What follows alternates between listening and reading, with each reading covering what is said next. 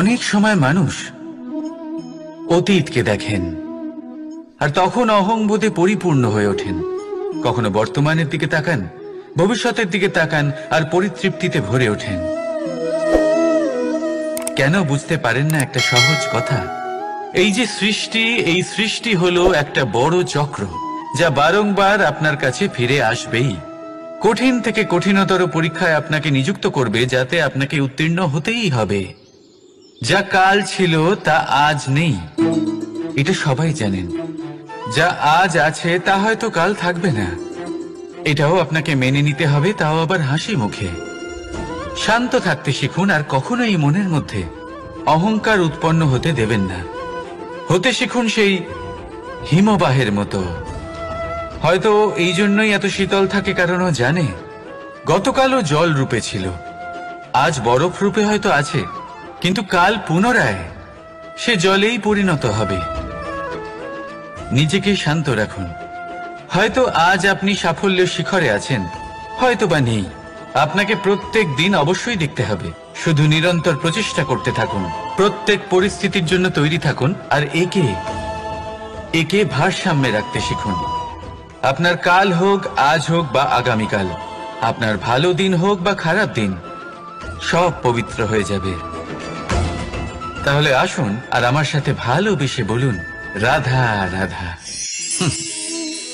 এই সংসারে এমন কোনো পর্বত নেই যা এতটাই উঁচু যে মানুষ তার শিখরে পৌঁছতে পারবে না, তাকে অতিক্রম করতে পারবে না। এই সংসারে এমন কোনো সাগর নেই যা কিনা এতটাই গভীর যেখানে মানুষ তার তলদেশে পৌঁছে ফিরে আসতে পারবে না। একটা ছোট্ট বরফের টুকরো পর্বতের শিখরে গলে গিয়ে বইতে থাকে, আর দেখতে দেখতেই তা মহানদী গঙ্গায় পরিবর্তিত হয়। এর কারণ কি? এর কারণ হলো প্রচেষ্টা, প্রারব্ধ নয়। এই প্রচেষ্টাই সুনিশ্চিত করে যে আপনার প্রারব্ধ কি হবে। এই সমস্ত কিছু হলো প্রচেষ্টা আর প্রারব্ধের খেলা। আপনার প্রচেষ্টা যেরকম হবে, আপনার প্রারব্ধ সেরকমই হবে। আর আপনার প্রচেষ্টা যদি উচ্চ মানের হয়, তাহলে প্রারব্ধকে আপনার সামনে নত হতেই হবে। কি বলেন? তাহলে আসুন আমার সাথে ভালোবেসে বলুন, রাধা রাধা। অনেক সময় যখন আমরা কর্ম করি, সাফল্য লাভ করি, কঠিন পরীক্ষায় উত্তীর্ণ হই, বড় কাজ করি, আমাদের মনে হয় এই সংসার আমাদের একটু প্রশংসা করুক, ভালো লাগে। অনেকবার মনে হয় এটা হলো আমাদের কর্মের ফলই বটে, আমরা আনন্দ পাই।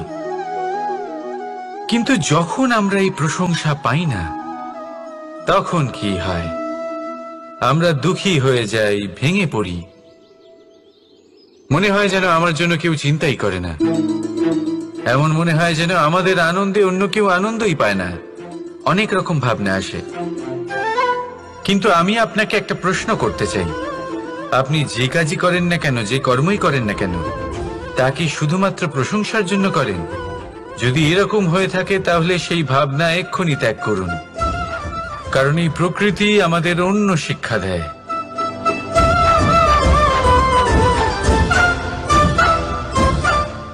এই ফুলকে দেখুন,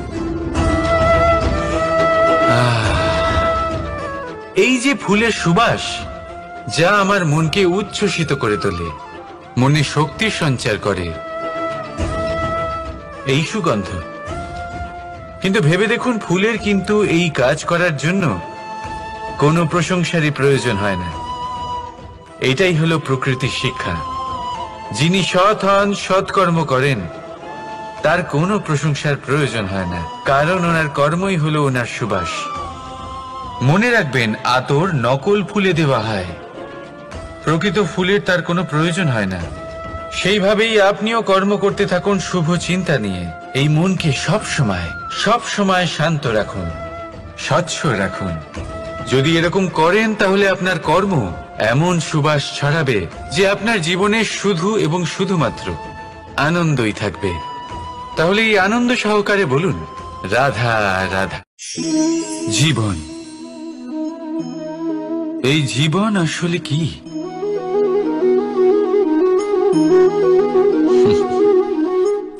এই প্রশ্ন সবার মনেই এসে থাকে। সবার মন এই প্রশ্নের জন্যই চিন্তিত থাকে, এই জীবন আসলে কি, এর উদ্দেশ্য আসলে কি, কি করা যেতে পারে এই জীবনে? এই জীবন কি কিছু পাওয়ার, নাকি এই জীবন কিছু হারাবার? এই জীবন কি আসলে সেটাই যেখানে আমাদের পরমাত্মার খোঁজ করা উচিত, নাকি আমাদের ধাবিত করা উচিত নিজেদের স্বপ্নের লক্ষ্যে? এই জীবন আসলে কি? এই জীবন আসলে অত্যন্ত সরল। এ হলো শান্ত জলের মতো, একটা আয়নার মতো এই জীবন। এই জীবন আসলে ঠিক যেন এক আয়নার মতো। আয়না কি করে? আপনাকে সেটাই দেখায় যা আপনি করে থাকেন। আপনি হাসি মুখে আয়নার দিকে তাকান, আয়না আপনাকে আপনারই মুখ দেখাবে সেই হাসি সমেত। আপনি রেগে গিয়ে আয়নার দিকে তাকান, আয়না আপনাকে সেটাই দেখাবে। আপনি প্রসন্নভাবে হেসে আয়নার দিকে তাকালে আয়না আপনাকে সেটাই দেখাবে। এটাই হলো জীবন, একটা আয়নার মতো। আপনি এটা ভাববেন না যে এই জীবন আপনাকে কি দিয়েছে, বরং এটা ভেবে দেখুন যে আপনি এই জীবনকে কি প্রদান করেছেন। যদি আপনি এই জীবনকে সুখ প্রদান করেন, আনন্দ দিতে পারেন, ভালোবাসা দিতে পারেন, তাহলে এই জীবনও আপনাকে সুখ, আনন্দ আর ভালোবাসাই দেবে। তাহলে আসুন এই সুখ, আনন্দ আর ভালোবাসা দিয়ে বলুন, রাধা রাধা। সংসারে অনেক সময় এরকম হয় যে আমরা খুব সমস্যায় থাকি, খুব বিপদের মধ্যে থাকি, আর সেই সমস্ত মানুষ যারা আমাদের কাছের মানুষ, আমাদের আপনজন, তারা আমাদের ত্যাগ করে চলে যান। আমরা এই সময় দুঃখ পাই, নিরাশ হয়ে পড়ি এবং একা একাই সেই সমস্যাকেও কাটিয়ে উঠি। এবার পরিস্থিতি যেমন খুশি হোক না কেন, সেই সব মানুষ যারা এমন সময় আপনাকে ত্যাগ করেছেন, তাদের প্রতি ক্রুদ্ধ হওয়া, অভিমান করা, এটা অনুচিত। আমি বলবো তাদের প্রতি কৃতজ্ঞ থাকুন।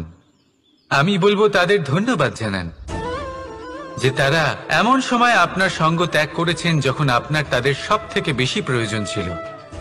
কারণ দেখুন, হয় তাদের বিশ্বাস ছিল যে আপনি নিজেই এই বিপদ থেকে বেরিয়ে আসতে পারবেন, বা তাদের ত্যাগ করার জন্য আপনি নিজের উৎসাহ বাড়িয়ে তুললেন, আপনি নিজের শক্তি বাড়ালেন এবং নিজে সেই সমস্যা থেকে বেরিয়ে আসলেন। নিজের খারাপ সময়কে আপনি নিজেই ভালো সময় করে তুললেন।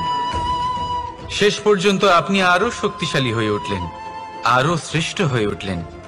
আর এটাই তো আপনার বিজয়, যার কারণ হলো তাদের আপনাকে ত্যাগ করা। তাহলে তাদের ধন্যবাদ জানান আর আমার সাথে ভালোবেসে বলুন, রাধা রাধা।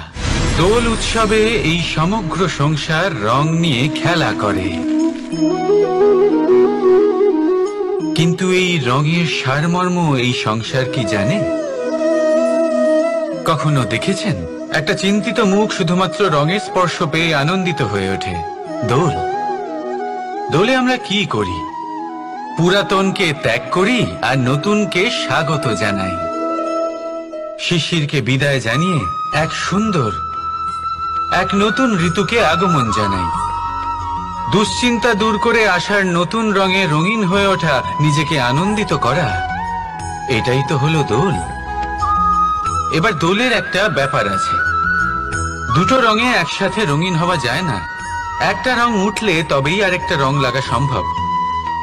আরো একটা প্রশ্নও রয়েছে, কোন রংকে তুলে দিয়ে কোন রং মাখানো যেতে পারে? যদি আপনাকে উদাহরণ দিই, লোভের এই রং, তা যতক্ষণ লেগে থাকবে আনন্দের রং লাগতে পারবে না। যা হয়েছিল দ্বারকাবাসী এবং সামন্তক মণির মধ্যে। ভ্রান্তির রং যতক্ষণ লেগে থাকবে সত্যের রং লাগতে পারবে না, যা হয়েছে রুক্মিণীর সাথে। আর হিংসার এই রং যতক্ষণ লেগে থাকবে প্রেমের রং ততক্ষণ লাগতেই পারবে না, যা হয় আপনার আমার সবার সাথে। তাহলে আসুন একসাথে মিলে দোল পালন করি এবং সবকিছুর উপরে বিজয় লাভ করি। অন্ধকারের স্থানে আলোর, ভ্রান্তির স্থানে সত্যের, হিংসার স্থানে প্রেমের, আর লোভের স্থানে আনন্দের এই সুন্দর রং মাখাই। শত্রুতা, ঘৃণা, হিংসা এই সব কিছু ত্যাগ করি আর সকলের সখা হয়ে উঠি। আর ভালোবেসে বলি শুভ দোল। হ্যাঁ, ওটা তো আমরা অবশ্যই বলবো, রাধা রাধা। আমাদের মনে সবসময় একটা প্রশ্ন এসেই থাকে, এই জীবন যা কিনা ঈশ্বর আমাদের দিয়েছেন, একটা জীবন। ঈশ্বর এক আত্মা দিয়েছেন পৃথিবীতে বাঁচার জন্য। যতদূর আমরা জানি আমাদের কাছে একটাই জীবন রয়েছে। আমরা ভাবি এই জীবন গুছিয়ে কিভাবে রাখা যায়। প্রত্যেক মানুষ ভাবেন যে আমি কি করি যাতে এই জীবনকে গুছিয়ে রাখা যায়, কিরকম কর্ম করব, কিরকম পুণ্য করব, কি ধরনের শাস্ত্র পড়ব যাতে আমি সেই জ্ঞান অর্জন করি যাতে জীবনটা সুন্দর করে তুলতে পারি। আমাদের সমগ্র জীবন কেটে যায় এই প্রশ্নের উত্তর খুঁজতে, সেই শাস্ত্র অধ্যয়ন করতে। এমন অনেক মানুষ তাও বুঝতে পারেন না। আসুন আজ আমি আপনাকে একটা সহজ কথা বলি, যার দ্বারা আপনি নিজের জীবন সুন্দর করবেন। জীবন, জিহ্বা,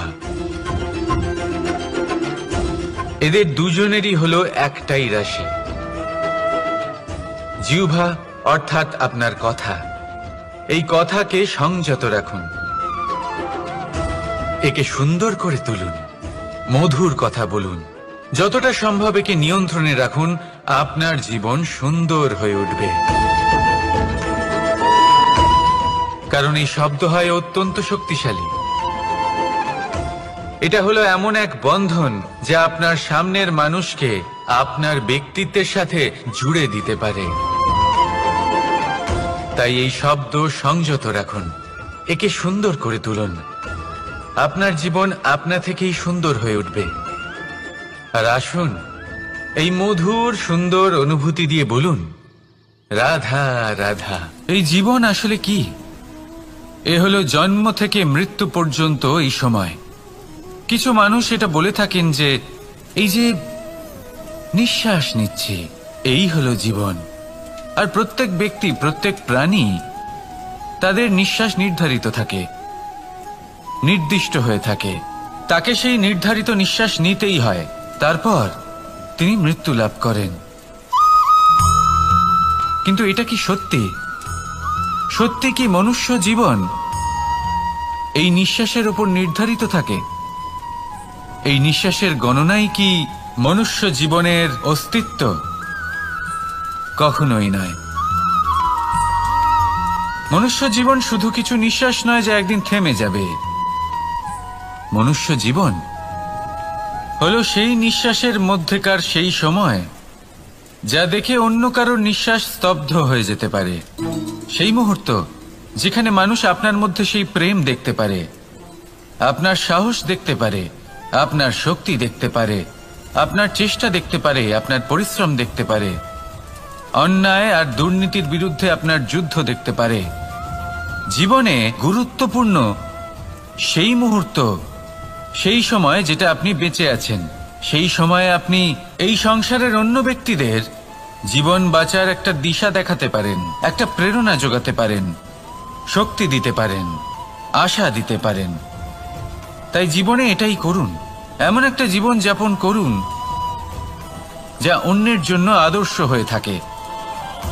এটাই করুন আর আমার সাথে ভালোবেসে বলুন, রাধা রাধা। আমরা সবাই নিজেকে স্বচ্ছ রাখতে চাই, শুদ্ধ রাখতে চাই, পবিত্র রাখতে চাই। আর দেখতে গেলে এটা হলো আমাদের কর্তব্যও বটে। এবার এটার জন্য আমরা কি না করি। যখনই আমরা সকালে উঠি তখন উঠেই আমরা দাঁত মাজি। দিনে যখনই আমরা সময় পাই কিছু সুগন্ধি খাদ্য খাবার চেষ্টা করি যাতে আমাদের মুখ থেকে দুর্গন্ধ না আসে, বরং সুগন্ধ আসে। এই পা দুটো আমরা শুদ্ধ রাখার জন্য, পবিত্র রাখার জন্য যখনই আমরা বাড়ির বাইরে যাই পাদুকা পায়ে দিয়ে যাই, আর যখন ফিরে আসি আমরা জল দিয়ে পা ধুয়ে নিই। মনে রাখবেন, সেই ব্যক্তির মুখ হলো সব থেকে বেশি পবিত্র যে মুখ দিয়ে ঈশ্বরের নাম নেওয়া হয়, যার বাণী হলো অত্যন্ত শুভ, যা মানুষের পথ প্রদর্শন করে, যা মানুষকে শান্তি দেয়। যদি এই হৃদয়কে আপনি পবিত্র করতে চান, তাহলে মানবতাকে বুঝতে হবে, মানুষের দুঃখগুলিকে বুঝতে হবে, তবেই এই হৃদয় পবিত্র হবে। এই পা দুটো যদি আপনি পবিত্র করতে চান, তাহলে কোনো তীর্থস্থানে যান। ওখানে হয়তো আপনি জানেনও না যে কতজন সৎপুরুষ, কতজন মহাপুরুষ এসেছেন। তাদের চরণের ধুলো সেখানে পড়েছে, যা আপনার চরণ শুদ্ধ করে তুলতে পারে। যদি এই হাতগুলি আপনি পবিত্র করতে চান, তাহলে এই হাত দিয়ে শুভ কর্ম করুন, দান করতে শিখুন। আর যদি এই আত্মা আপনি পবিত্র করতে চান, একটাই বিকল্প আছে, প্রেম, শুদ্ধ নিঃস্বার্থ প্রেম।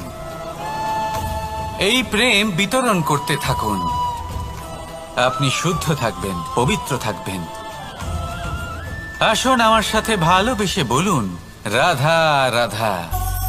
কখনো এটা ভেবে দেখেছেন কোনো বিশেষ স্থানে বা বিশেষ পরিস্থিতিতে সবথেকে বেশি গুরুত্বপূর্ণ কি হতে পারে? যদি শরীরের কথা বলি, তাহলে সবথেকে বেশি গুরুত্বপূর্ণ হলো মস্তিষ্ক আর মন। যদি ব্যবসার কথা বলি, তাহলে সবথেকে গুরুত্বপূর্ণ হলো ধন। রাজ্যের বিষয়ে কথা বললে সবথেকে গুরুত্বপূর্ণ হলো রাজা। আর সমাজের কথা যদি বলি, তাহলে সবথেকে গুরুত্বপূর্ণ হলো আমাদের গুরু। এবার এই সব গুরুত্বপূর্ণ এই কারণেই, কারণ এদের হাতেই সব থাকে। দেখুন, হয় এরা আমাদের উত্থানের পথে নিয়ে যেতে পারে, অথবা আমাদের পতনের দিকে নিয়ে যেতে পারে। এবার যদি কোনো অসামান্য রাজা হন, যিনি কিনা সত্যবাদী, যিনি একজন ভালো রাজা, তাহলে তিনি সেই দেশকে, সেই রাজ্যকে বিকাশের পথে নিয়ে যাবেন, আর নয়তো অন্ধকারের পথে নিয়ে যাবেন। যদি এবার গুরুর কথা বলা হয়, তাহলে জেনে রাখুন, গুরু যদি শ্রেষ্ঠ হন, তাহলে সংস্কৃতির সর্বশ্রেষ্ঠ স্তরে উনি এই সমাজকে নিয়ে যাবেন। যদি গুরু পাখণ্ডী হন, লোভী হন, লালসাগ্রস্ত হন, তাহলে এই সমাজেও এই পাখণ্ডতা, এই লোভ, এই লালসাই প্রকাশিত হবে। ঠিক এইভাবেই জীবনে, মানুষের জীবনে প্রেমেরও এক গুরুত্বপূর্ণ স্থান রয়েছে। যদি মানুষের মনে প্রেম থাকে, তাহলে ধরে নিন সে জীবিত রয়েছে, আর যদি না থাকে, তাহলে সে মৃতই প্রায়। যদি রাধা কৃষ্ণের বিষয়ে কথা বলি, বলবো কৃষ্ণের জীবনে যদি রাধা থাকে, তাহলেই কৃষ্ণ হলো কৃষ্ণ। আর যদি রাধা না থাকে, তাহলে কৃষ্ণ হলো যে কোনো পশুরই সমান। আসলে পশু থেকে মানুষ হওয়ার এই যে যাত্রা, এর আধার হলো প্রেম। এই প্রেমকে মনে জাগ্রত করে রাখুন, আর আমার সাথে ভালোবেসে বলুন, রাধা রাধা। প্রেম, এই প্রেম আসলে কি? বেশিরভাগ মানুষই বুঝতে পারেন না, কিন্তু এটাতে তাদের কোনো দোষ নেই, কারণ তাদের কাছে প্রয়োজনীয় জ্ঞানই নেই। এবার প্রেমের বিষয়ে আজ আমি একটা ছোট্ট কথা বলতে চাই। আপনি দেখবেন কিছু মানুষ যখন কাউকে ভালোবাসেন, তখন তাদের মনে হয় সেই ব্যক্তির ওপর ওনার অধিকার রয়েছে। এবার সেই অধিকারের বোধে ফেঁসে গিয়ে নিজেই ক্রুদ্ধ হয়ে বসেন যে ও আমার কথা মনে করলো না, ওর স্মৃতিতে আমার কোনো স্থান নেই, ও আমার সাথে কথাই বলতে ভুলে গেছে, ইত্যাদি ইত্যাদি। অনেক কারণ হতে পারে। আমি আপনাকে একটা প্রশ্ন করি, এই যে স্মৃতিগুলি, এটাই কি ভালোবাসা? কখনোই নয়। প্রেম তো হলো সেই আবেগ, সেই বোধ, যা এক সুগন্ধিত ফুলের মতো আপনার জীবনকে, আপনার মনকে আনন্দিত করবে, প্রসন্নতার দ্বারা ভরিয়ে তুলবে। প্রেম হলো সেই বোধ। তাই যদি আপনি প্রেমকে বুঝতে চান, তাহলে প্রেমের ভাবনাকে বোঝার চেষ্টা করুন। প্রেমকে যদি যাপন করতে চান, তাহলে আবেগের দ্বারা যাপন করুন, স্মৃতির দ্বারা নয়। স্মৃতির কি আছে? আজ আছে, পরবর্তীকালে নাও থাকতে পারে। সময়ের সাথে এই স্মৃতি ফিকে হয়ে যেতে পারে, কিন্তু এই আবেগ, তা চিরকাল মনের মাঝে থেকে যায়। তাই আসুন আর আমার সাথে ভালোবেসে বলুন, রাধা রাধা। রাজ্য, শাসন, সাম্রাজ্য, সংস্থাপনা, এগুলিকে সফল কখন বলা যেতে পারে? কোনো কোনো বুদ্ধিজীবী বলেন তখন, যখন চারিদিকে শান্তি থাকে, কারোর মনে কোনো প্রশ্ন থাকবে না, শঙ্কা থাকবে না, কিন্তু আমার মনে হয় এটা অনুচিত। কোন রাজ্যের পক্ষে বা কোনো শাসনকালে সবথেকে বড় সংকট তখন আসে যখন সবথেকে বেশি যোগ্য ব্যক্তি বা সবথেকে বেশি বিদ্বান ব্যক্তিও শুধু মুখদর্শক হয়ে বসে থাকেন। মনে প্রশ্ন আসতে থাকে কিন্তু জিজ্ঞেস করেন না, শঙ্কা উৎপন্ন হয় কিন্তু ব্যক্ত করতে পারেন না। এটা খুবই অনুচিত। এই যে প্রশ্ন, তা আসা খুব ভালো। এই প্রশ্ন অকারণে আসে না, কোনো সমস্যার কারণেই আসে। এই প্রশ্নের দ্বারা আপনি সেই সমস্যাগুলি দেখতে পাবেন যাতে আপনি এতদিন অনভিজ্ঞ ছিলেন। আর যত প্রশ্নের নিবারণ আপনি করবেন, ততই আপনার রাজ্য, আপনার শাসন আরো শ্রেষ্ঠ হয়ে উঠবে। এই প্রশ্ন, এই শঙ্কা, এগুলো আপনাকে সমাধানের চূড়াতে অবশ্যই নিয়ে যাবে। সেই জন্য না প্রশ্ন করা অনুচিত, আর না শঙ্কা ব্যক্ত করা অনুচিত, আর না তিনি মূর্খ যিনি প্রশ্ন করেন, শঙ্কা ব্যক্ত করেন। তাই এনাদের কখনো দূরে করে দেবেন না, এনাদের নিজস্ব মতামত রাখতে দিন। যখন সবাই মিলে একমত হবেন, তখন নিশ্চিত রূপে বলা যায় যে এই রাজ্য, এই শাসন, এই সংস্থাপনা সাফল্যের শিখরে রয়েছে। তাহলে আসুন আর আমার সাথে ভালোবেসে বলুন, রাধা রাধা। প্রকৃতি, নিয়তি কখনোই কারোর সাথে পক্ষপাত করে না, প্রত্যেককে জীবনদান দেয়, সমান সুযোগ প্রদান করে। এটা সেই ব্যক্তির উপরে নির্ভর করে যে সে কিভাবে তার থেকে লাভবান হয়ে উঠবে। তার নির্বাচনের উপর নির্ভর করে, তার দৃষ্টিভঙ্গির উপর নির্ভর করে যে সে কতটা ধনাত্মক বা কতটা নেতিবাচক। দুই ধরনের মানুষ হন। এমন কিছু মানুষ হন যারা প্রত্যেক পরিস্থিতি, প্রত্যেক সমস্যা এবং বিপদে সুযোগ খুঁজে বের করেন। আর কিছু এমন মানুষ রয়েছেন যারা যে কোনো সুযোগে কোথাও না কোথাও থেকে একটা সমস্যা খুঁজে বের করেন। এবার আপনি কি চান? আপনি সুযোগ চান, তাহলে সুযোগ পাবেন। আপনি সমস্যা পেতে চান, সমস্যা তো আপনি চাইলেই খুঁজে পাবেন। চয়ন আপনারই, যে আপনি কতটা ধনাত্মক থাকতে চান, কতটা নেতিবাচক থাকতে চান। ধনাত্মক থাকুন, জীবনে সব কিছু সম্ভব হবে। আসুন আর আমার সাথে ভালোবেসে বলুন, রাধা রাধা। যখনই আমরা কথা বলি জলরাশির বিষয়ে, যখন আমরা তুলনা করি, তখন আমাদের খুব ভালো লাগে মিষ্টি সরোবর, পুকুর, নদী। আর আমরা অপেক্ষা করে থাকি সাগরের জন্য, সমুদ্রের জন্য। কেন করি? কারণ এই সাগর, এই সমুদ্র, এ হলো অত্যন্ত বিশাল আর ভয়ানক। এর জলও কিন্তু নোনতা, যা আমরা পান করতে পারি না। কখনো ভেবে দেখেছেন এই সমুদ্রের অন্তরে এই নোনতা জল, এই নোনতা ভাব, এটা আসে কোত্থেকে? এই যে সমুদ্র, যে প্রবাহমান নদীর থেকে যে খনিজ নির্গত হয়, তার ভান্ডার হলো এটা। সেই খনিজকে নিজের অন্তরে গ্রহণ করে, সেই নোনতা ভাব নিজের মধ্যে সমাহিত করে, আর তারপর সেই নোনতা জল বাষ্পে পরিণত হয়ে ওপরে উঠে যায়, যা মেঘ হয়ে আপনার ওপর মিষ্টি বৃষ্টি হয়ে ঝরে পড়ে। এ হলো সমুদ্রের ত্যাগ, যার জন্য আপনি মিষ্টি জল পান করতে পারছেন, সে নদী থেকেই হোক বা সরোবর থেকে। সেই জন্যই হয়তো সাগর হলো এত মহান, হয়তো সেই জন্যই রত্ন সাগরে পাওয়া যায়। তাই মনে রাখবেন, ক্ষমতা তারই হয় যে ত্যাগ করতে জানে, কোনো বিষকে নিজের মধ্যে ধারণ করে নিতে জানে। তাহলে আপনিও এটাই করুন, এতটাই শক্তিশালী হয়ে উঠুন, আর আমার সাথে ভালোবেসে বলুন, রাধা রাধা। বৃষ্টির ফোঁটা কত ছোট, কিন্তু সাগর কত বড়। হিমখণ্ড কত ছোট, হিমালয় কত বড়। কত পার্থক্য আছে দেখুন। দশরথ পুত্র রাম আর শ্রীরাম। দেখুন, একটা ফোঁটা একসাথে মিলিত হয়ে তখন এই বিশাল সাগর তৈরি হয়। সকল হিমখণ্ড যখন একসাথে মিলিত হয়, তখন এই বিশাল মহান হিমালয় গঠিত হয়। সেইভাবেই একটা ছোট্ট বনবাস দিয়ে শুরু হয়েছিল একটা যাত্রা, রাম থেকে শ্রীরাম হবার পথে, মর্যাদা পুরুষোত্তম হবার জন্য। কিন্তু এর থেকে আপনি কি শিখলেন? বিন্দু আসলে মহান নয়, মহান হলো সাগর, হিমখণ্ড মহান নয়, মহান হলো হিমালয়।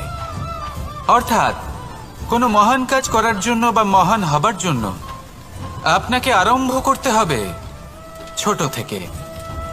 একটা অত্যন্ত সরল কিন্তু একটা গুরুত্বপূর্ণ কথা আমি আপনাকে বলতে চাই। দেখুন, আরম্ভ করার জন্য প্রথমেই আপনার মহান হবার কোনো প্রয়োজন নেই, কিন্তু হ্যাঁ, মহান হবার জন্য প্রথমে আরম্ভ করা অত্যন্ত প্রয়োজনীয়। আপনি যদি শুরুই না করেন তাহলে কখনো মহান হতেই পারবেন না।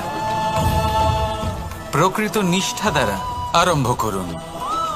আপনার পদক্ষেপ, আপনার কর্ম যতই ক্ষুদ্র হোক না কেন, তা করতে থাকুন, নিরন্তর চেষ্টা করতে থাকুন। তারপর দেখবেন এই যে মহানুভবতা নিজে পথ চলে আপনার কাছে আসবে। তাই আপনি এটাই করুন আর আমার সাথে ভালোবেসে বলুন, রাধা রাধা। কোনো প্রাণী, মানুষ অত্যন্ত চঞ্চল হয়, একদম জলের মতো। জলও অত্যন্ত চঞ্চল, অত্যন্ত উৎসুক। জল সবসময় উৎসুক হয়ে থাকে আকাশের কাছে যাবার জন্য। সেই জন্য সে নিজেকে জ্বালায়, বাষ্প হয়, আর আকাশে পৌঁছে মেঘে সমাহিত হয়ে যায়। তারপর সেই জল উৎসাহিত হয়ে থাকে যে ও কবে বৃষ্টির ধারা হয়ে মাটিতে ঝরে পড়বে। প্রখর বায়ুর বেগ সহ্য করে, তারপর মাটিতে ঝরে পড়ে। এটা জল কিভাবে করতে পারে? তার উত্তর হলো এটাই যে জল যাত্রার উদ্দেশ্য আর মাহাত্ম্য বুঝতে পারে। আর সত্যি বলতে এই যাত্রা কিন্তু অত্যন্ত গুরুত্বপূর্ণ। দুর্ভাগ্যজনক বিষয় হলো এটাই যে মানুষ তার নিজেরও একটা যাত্রা থাকে, কিন্তু সে তার মাহাত্ম্য, তার উদ্দেশ্য বুঝতেই পারে না। সে শুধু ব্যস্ত হয়ে থাকে লক্ষ্য প্রাপ্তির দিকে। কিন্তু জীবনের যে আসল সুখ রয়েছে তা এই যাত্রার মধ্যেই লুকিয়ে রয়েছে। সেই জন্য এই যাত্রা যাপন করতে শিখে নিন, এর আনন্দ উপভোগ করতে শিখে নিন। কারণ যে ব্যক্তি এই যাত্রায় আনন্দ নিতে শিখে যান, আনন্দ উপভোগ করতে শিখে যান, সে নিজের লক্ষ্যে নিশ্চিত রূপে পৌঁছে যান। তাই নিজের এই যাত্রার প্রত্যেক মুহূর্ত উপভোগ করতে থাকুন আর এই আনন্দ সহকারে বলুন, রাধা রাধা। কথোপকথন অত্যন্ত গুরুত্বপূর্ণ। এটা প্রত্যেক সম্পর্কের জন্য, বরং জীবনের জন্য অত্যন্ত গুরুত্বপূর্ণ। যদি কথোপকথন না হয় তাহলে আপনি অপর মানুষকে বুঝবেন কি করে, বা উনি আপনাকে বুঝবেন কি করে? এবার কথোপকথনের দুটি পদ্ধতি থাকে। প্রথম হলো আপনি সামনের মানুষের কথাটা বুঝতে চাইলেন। দ্বিতীয় পদ্ধতি, আপনি নিজের কথা সামনের মানুষকে বোঝাতে চাইলেন। বেশিরভাগ সময় এটা হয় যে এই কথোপকথন ঝগড়াতে পরিণত হয়। কেন এমন হয়? কারণ না আমরা নিজের কথা সামনের মানুষকে বোঝাতে পারি, না সামনের মানুষ আমাদের বুঝতে পারেন। এটা কেন হয়? কারণ আমরা সামনের মানুষের কথাটা শুনি, কিন্তু সেটা বোঝার চেষ্টা করি না, তাকে উত্তর দিতে চাই। জীবনে সামনের মানুষের কথা শুনুন তাকে বোঝার জন্য, দেখবেন সব ভালো হয়ে যাবে। কারণ যে কোনো প্রশ্নের উত্তর আর যে কোনো উত্তরের আরো একটা প্রশ্ন, এটা শুধুমাত্র ঝগড়া সৃষ্টি করে। অনেক সময় মানুষ অতীতকে দেখেন আর তখন অহংবোধে পরিপূর্ণ হয়ে ওঠেন। কখনো বর্তমানের দিকে তাকান, ভবিষ্যতের দিকে তাকান আর পরিতৃপ্তিতে ভরে ওঠেন। কেন বুঝতে পারেন না একটা সহজ কথা?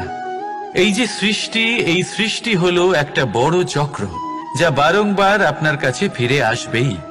কঠিন থেকে কঠিনতর পরীক্ষায় আপনাকে নিযুক্ত করবে, যাতে আপনাকে উত্তীর্ণ হতেই হবে।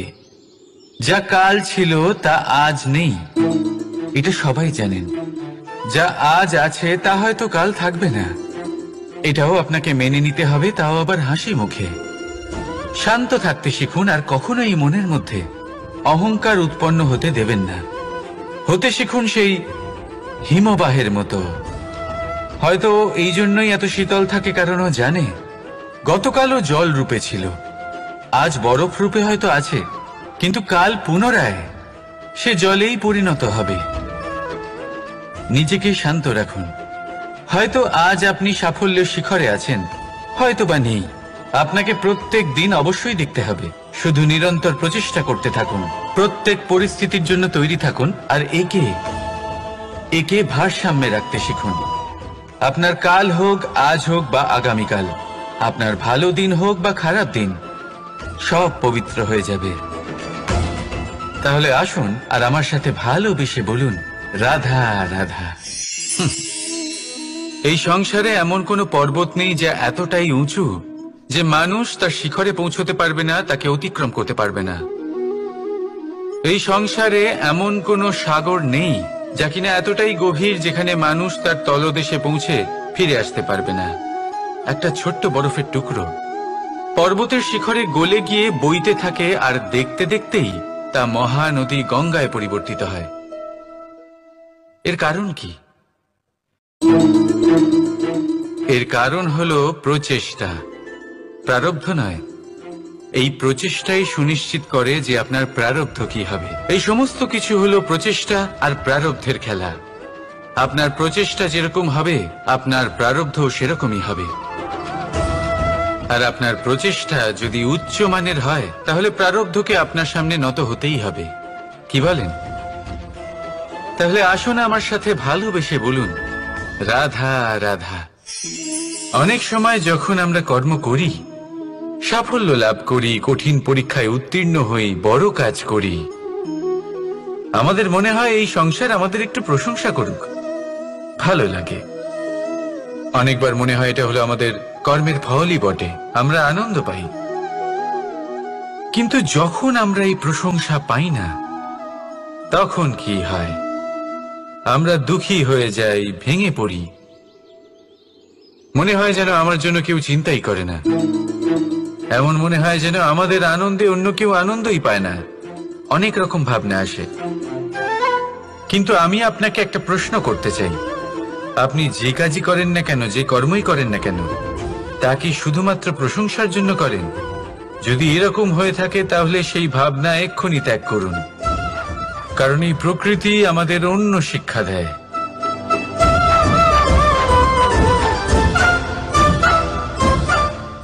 এই ফুলকে দেখুন, এই যে ফুলের সুবাস, যা আমার মনকে উচ্ছ্বসিত করে তোলে, মনে শক্তির সঞ্চার করে, এই সুগন্ধ। কিন্তু ভেবে দেখুন, ফুলের কিন্তু এই কাজ করার জন্য কোনো প্রশংসারই প্রয়োজন হয় না। এটাই হলো প্রকৃতির শিক্ষা। যিনি সৎ হন, সৎকর্ম করেন, তার কোনো প্রশংসার প্রয়োজন হয় না, কারণ ওনার কর্মই হলো ওনার সুবাস। মনে রাখবেন, আতর নকল ফুলে দেওয়া হয়, প্রকৃত ফুলের তার কোনো প্রয়োজন হয় না।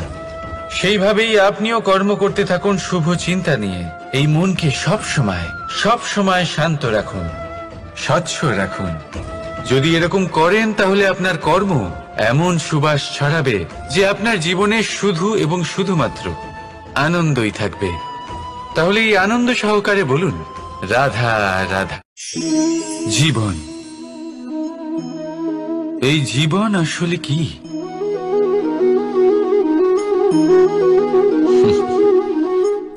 এই প্রশ্ন সবার মনেই এসে থাকে।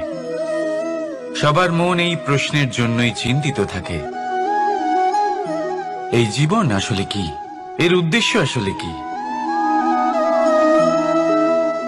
কি করা যেতে পারে এই জীবনে? এই জীবন কি কিছু পাওয়ার, নাকি এই জীবন কিছু হারাবার? এই জীবন কি আসলে সেটাই যেখানে আমাদের পরমাত্মার খোঁজ করা উচিত, নাকি আমাদের ধাবিত করা উচিত নিজেদের স্বপ্নের লক্ষ্যে? এই জীবন আসলে কি? এই জীবন আসলে অত্যন্ত সরল। এ হলো শান্ত জলের মতো, একটা আয়নার মতো এই জীবন। এই জীবন আসলে ঠিক যেন এক আয়নার মতো। আয়না কি করে? আপনাকে সেটাই দেখায় যা আপনি করে থাকেন। আপনি হাসি মুখে আয়নার দিকে তাকান, আয়না আপনাকে আপনারই মুখ দেখাবে, সেই হাসি সমেত। আপনি রেগে গিয়ে আয়নার দিকে তাকান, আয়না আপনাকে সেটাই দেখাবে। আপনি প্রসন্নভাবে হেসে আয়নার দিকে তাকালে আয়না আপনাকে সেটাই দেখাবে। এটাই হলো জীবন, একটা আয়নার মতো। আপনি এটা ভাববেন না যে এই জীবন আপনাকে কি দিয়েছে, বরং এটা ভেবে দেখুন যে আপনি এই জীবনকে কি প্রদান করেছেন। যদি আপনি এই জীবনকে সুখ প্রদান করেন, আনন্দ দিতে পারেন, ভালোবাসা দিতে পারেন, তাহলে এই জীবনও আপনাকে সুখ, আনন্দ আর ভালোবাসাই দেবে। তাহলে আসুন এই সুখ, আনন্দ আর ভালোবাসা দিয়ে বলুন, রাধা রাধা। সংসারে অনেক সময় এরকম হয় যে আমরা খুব সমস্যায় থাকি, খুব বিপদের মধ্যে থাকি। আর সেই সমস্ত মানুষ যারা আমাদের কাছের মানুষ, আমাদের আপনজন, তারা আমাদের ত্যাগ করে চলে যান। আমরা এই সময় দুঃখ পাই, নিরাশ হয়ে পড়ি এবং একা একাই সেই সমস্যাকেও কাটিয়ে উঠি। এবার পরিস্থিতি যেমন খুশি হোক না কেন, সেই সব মানুষ যারা এমন সময় আপনাকে ত্যাগ করেছেন, তাদের প্রতি ক্রুদ্ধ হওয়া, অভিমান করা, এটা অনুচিত। আমি বলবো তাদের প্রতি কৃতজ্ঞ থাকুন। আমি বলবো তাদের ধন্যবাদ জানান যে তারা এমন সময় আপনার সঙ্গ ত্যাগ করেছেন যখন আপনার তাদের সব থেকে বেশি প্রয়োজন ছিল। কারণ দেখুন, হয় তাদের বিশ্বাস ছিল যে আপনি নিজেই এই বিপদ থেকে বেরিয়ে আসতে পারবেন, বা তাদের ত্যাগ করার জন্য আপনি নিজের উৎসাহ বাড়িয়ে তুললেন, আপনি নিজের শক্তি বাড়ালেন এবং নিজে সেই সমস্যা থেকে বেরিয়ে আসলেন। নিজের খারাপ সময়কে আপনি নিজেই ভালো সময় করে তুললেন। শেষ পর্যন্ত আপনি আরো শক্তিশালী হয়ে উঠলেন, আরো শ্রেষ্ঠ হয়ে উঠলেন। আর এটাই তো আপনার বিজয়, যার কারণ হলো তাদের আপনাকে ত্যাগ করা। তাহলে তাদের ধন্যবাদ জানান আর আমার সাথে ভালোবেসে বলুন, রাধা রাধা। দোল উৎসবে এই সমগ্র সংসার রং নিয়ে খেলা করে, কিন্তু এই রঙের সারমর্ম এই সংসার কি জানে? কখনো দেখেছেন একটা চিন্তিত মুখ শুধুমাত্র রঙের স্পর্শ পেয়ে আনন্দিত হয়ে ওঠে? দোলে আমরা কি করি? পুরাতনকে ত্যাগ করি আর নতুনকে স্বাগত জানাই। শিশিরকে বিদায় জানিয়ে এক সুন্দর, এক নতুন ঋতুকে আগমন জানাই। দুশ্চিন্তা দূর করে আসার নতুন রঙে রঙিন হয়ে ওঠা, নিজেকে আনন্দিত করা, এটাই তো হলো দোল। এবার দোলের একটা ব্যাপার আছে, দুটো রঙে একসাথে রঙিন হওয়া যায় না। একটা রং উঠলে তবেই আরেকটা রং লাগা সম্ভব।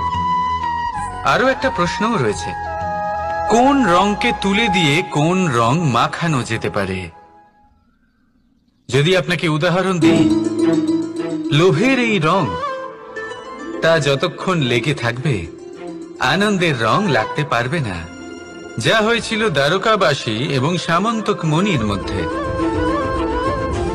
ভ্রান্তির রং যতক্ষণ লেগে থাকবে সত্যের রং লাগতে পারবে না, যা হয়েছে রুক্মিণীর সাথে। আর হিংসার এই রং যতক্ষণ লেগে থাকবে প্রেমের রং ততক্ষণ লাগতেই পারবে না, যা হয় আপনার আমার সবার সাথে। তাহলে আসুন একসাথে মিলে দোল পালন করি এবং সবকিছুর উপরে বিজয় লাভ করি।